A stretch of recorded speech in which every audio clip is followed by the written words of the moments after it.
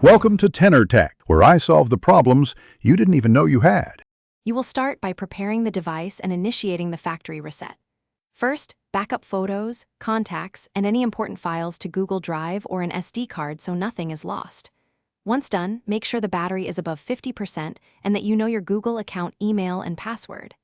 Now open Settings, tap System, then Reset Options, and choose Erase All Data Factory Reset. This begins the process and clears user data while preserving the OS. You will now execute the actual wipe and validate security. First, review the screen that lists accounts and apps that will be removed so you remember what's affected. Then confirm Erase All Data. You will be asked to enter your PIN, pattern, or password. This protects the device from unauthorized resets. After confirming, the phone will prompt and then reboot. During this reboot, the system performs the wipe. Be patient. The process can take several minutes, depending on storage size. You finish by completing setup and handling common problems.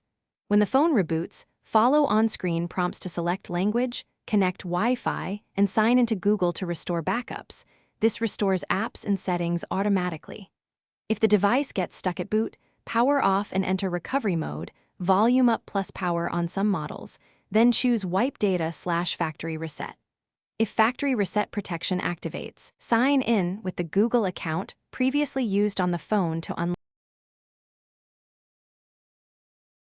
Thanks for watching. Subscribe to keep your life in tune.